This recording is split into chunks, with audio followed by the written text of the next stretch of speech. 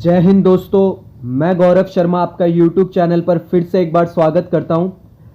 आज जो वीडियो बनाने जा रहा हूं ये एक फाइनेंस सेक्टर से जुड़ा हुआ स्टॉक है, उसके ऊपर वीडियो बनाने जा रहा हूं। जहां हमने कुछ दिनों में LIC हाउसिंग फाइनेंस में अच्छी रैली होते हुए देखी, जिसका मैंने वीडियो बनाया था पहले। इंडिया बुल हाउसिंग फाइनेंस में अच्छी रैली होती देखी, और PNB हाउसिंग फाइनेंस जो करीबन लगातार 4 से 5 दिनों से सर्किट लगाया जा रहा है। तो हाउसिंग फाइनेंस और फाइनेंस से रिलेटेड जो सेक्टर है, NBFC, स्पेशली मैं नॉन बैंकिंग फाइनेंशियल कॉरपोरेशन की बात कर रहा हूं, तो जो NBFC है उनमें हमें कुछ दिनों से अच्छी तेजी देखने मिल रही है। तो उसी कड़ी में आज मैंने जो आपके लिए स्टॉक लाया वो है मुथूट फाइनेंस लिमिटेड का, जो गोल्ड लोन देता है स्पेशली। और इसके ऊपर हम आज फंडामेंटल प्लस टेक्निकल एनालिसिस दोनों करेंगे। तो वीडियो में एंड तक बने रहे, आपको वैल्यूएबल कंटेंट मिलेगा, उससे आपकी लर्निंग जो है और एक्सपैंड होगी। तो फ्रेंड्स, आज हम इस वीडियो में सबसे पहले मुथूट फाइनेंस का फंडामेंटल चेक ले लेते हैं। तो सबसे पहले ये जो मैंने ticker.finology आप यूज़ कर सकते हो वेबसाइट यूज़ करने ये फंडामेंटल एनालिसिस के लिए, जहाँ पे आप कंपनी के प्रॉफिट लॉस स्टेटमेंट से लेके बैलेंस शीट और जो भी कंपनी के रेशियोज़ हैं इंपॉर्टेंट, वो सब चीज़ आप इसमें चेक कर सकते हो। एक ये स्क्रीनर है। तो अब हम स्टार्ट करते हैं। सबसे पहले कंपनी जो है, मार्केट कैप है कंपनी का 60,420 करोड़ का, मतलब 60,420 करोड़ का मार्केट कैप की कंपनी है। अब मैं अगर कंपनी का PE रेशियो बात करूं, प्राइस टू अर्निंग, जो 16 का है, और अगर आप ये कंपेयर करोगे अदर NBFC से, तो हमें वैल्यूएशन के हिसाब से मुथूट फाइनेंस जो है एकदम कम वैल्यूएशन पे मिल रहा है।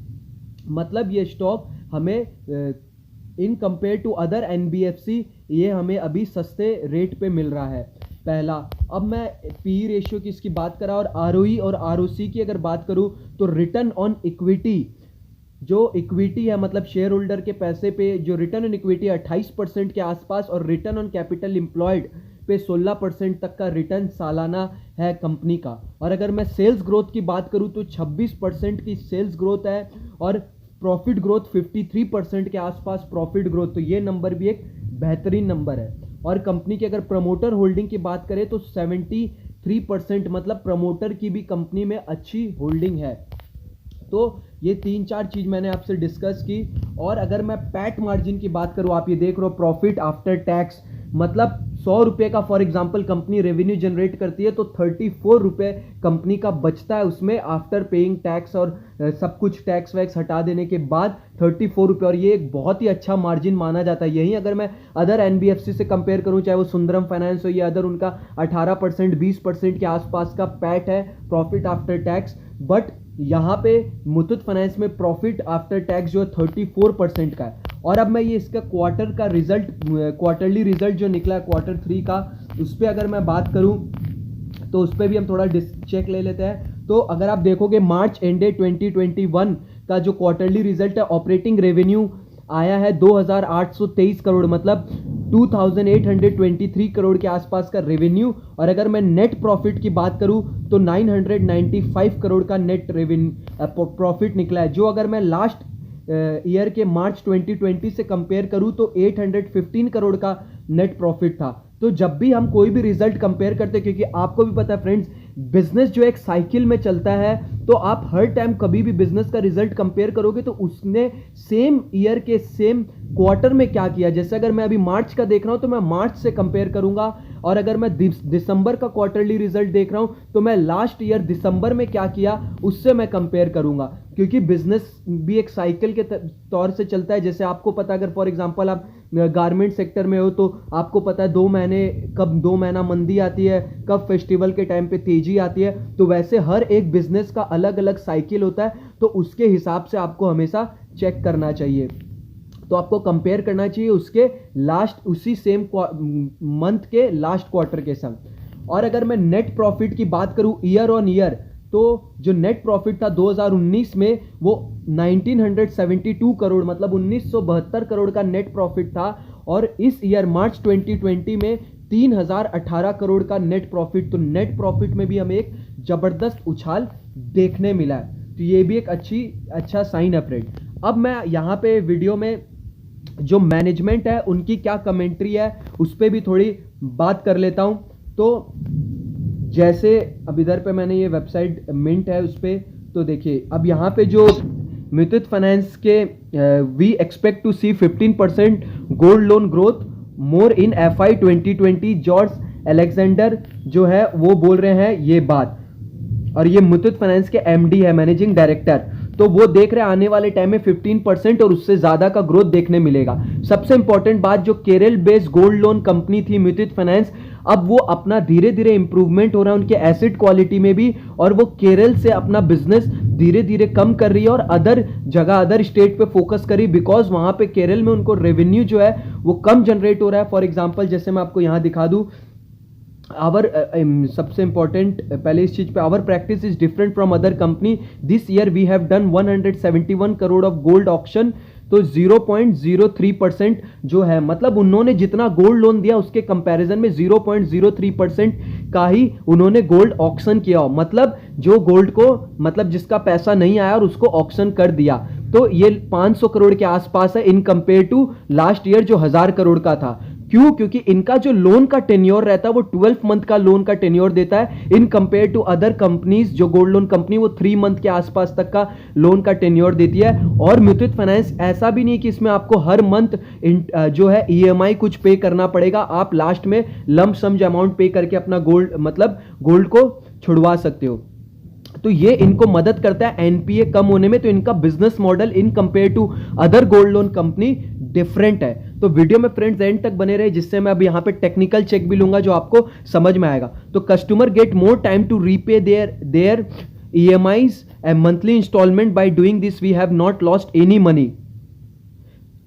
तो यहाँ पे कोई EMI का मैं आपको बताया, जैसे एवरी मंथ इंस्टॉलमेंट का ये सिस्टम नहीं रखते, उससे कस्टमर पे भी बर्डन नहीं पड़ता। वो जैसे मैं बताया कि अदर कंपनी 3 मंथ 6 मंथ तक का देती है, बट ये 12 मंथ तक का भी पीरियड देती है। तो यहाँ पे कस्टमर अपने हिसाब से आके फिर एक बार में पेमेंट कर देता है, और सब कंपनी 3 मंथ्स का देती है तो फिर नहीं पेमेंट आने पे लास्ट में वो उनको ऑक्शन करना पड़ता है गोल्ड का। बट मुथूट फाइनेंस अपने कस्टमर को टेन्योर ज्यादा देती है, तो उससे कस्टमर को भी टाइम मिलता है बाद में आके रीपे करने का, और अगर नहीं पेमेंट आता तो लास्ट ऑप्शन बैंक के पास रहता है या गोल्ड को ऑक्शन करके पैसा को रिकवर करने का। तो over a year we have been saying 15% growth and we'll continue to give the same guidance this year also. We say 15%, but if things look okay we can also overachieve.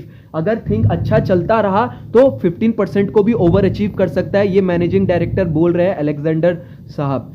तो during second and third quarter the gold loan market has expanded, our business has not been taken away, they have been able to get new business और new customer. तो इनका business भी expand हो रहा है और new customer भी add on हो रहे हैं। तो केरल जो कंट्रीब्यूट करता है करीबन 2% के आसपास इनका बिजनेस, जो ओवरऑल बिजनेस आता है उसमें केरल 2%, बट उनको ये डिलिबरेटली रिड्यूस कर रहे हैं और केरल का बिजनेस रिड्यूस कर रहे हैं। Why did you decide to reduce the business in Kerala?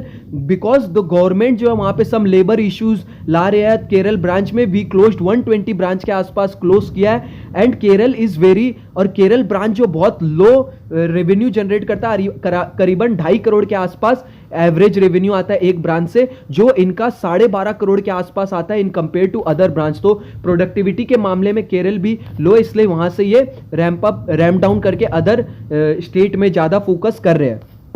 तो ये एक मैनेजमेंट का मैंने आपको बताया। अब मैं यहां पे आपको एक टेक्निकल चेक भी ले लेता हूं, तो आपको यहां पे पूरा आपको जो साइकोलॉजी है ट्रेडर्स की या इन्वेस्टर की वो भी आपको समझ में आएगी। तो यहां अगर आप देख सकते हो तो स्टॉक इधर से लेके ये नीचे से लेके पूरा एक अप ट्रेंड में था, यहां तक अप ट्रेंड में, फिर यहां से एक हमें करेक्शन देखने मिला और फिर यहां से फर्दर रैली हुआ।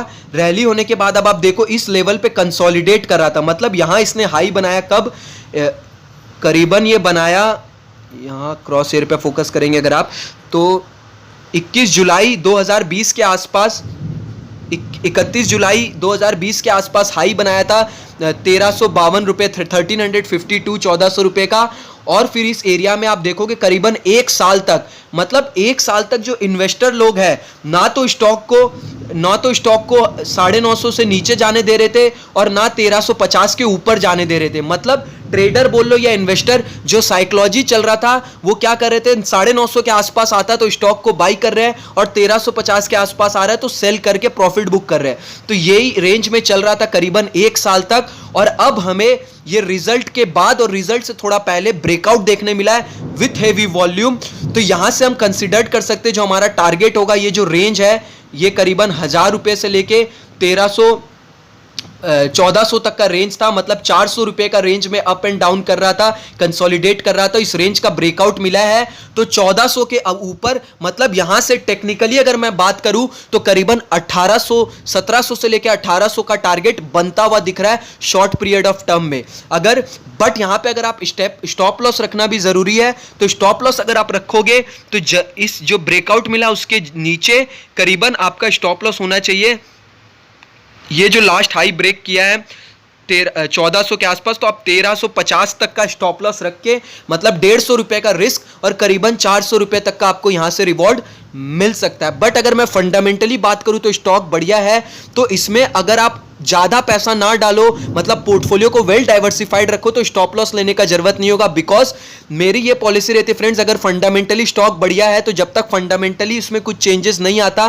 तब तक मैं स्टॉक से एग्जिट नहीं करता, और उसी अकॉर्डिंगली जितना पैसा लगाना है, जैसे चाहे वो 1 लाख हो, 50,000 हो या 20,000 हो, जिसका जितना कैपिटल है उसका 15 से 20% उस स्टॉक में डाल देता हूं। फॉर एग्जाम्पल अगर 10 लाख का कैपिटल है तो उसका 10% 1 लाख रुपए इस स्टॉक में डाल दिया, और उसके बाद अब उसमें स्टॉप लॉस नहीं लूंगा, मैं 10% का रिस्क ले चुका हूं अपने पोर्टफोलियो का, और अब उसमें अगर कुछ फंडामेंटल चेंजेस आता हुआ दिखा तभी मैं उसमें एग्जिट लूंगा, अदरवाइज वो स्टॉक होल्ड करके बने रहेंगे। तो अगर आप फंडामेंटल एनालिसिस करके वेल डाइवर्सिफाइड करके रिस्क को कैलकुलेट करके अगर आप स्टॉक में एंट्री करते हो तो आप स्टॉप लॉस अगर वहां पे नहीं भी लोगे तब भी चलेगा, बट आपको फिर अपने पोर्टफोलियो का 5 से 10% ही उस स्टॉक में रिस्क लेना पड़ेगा।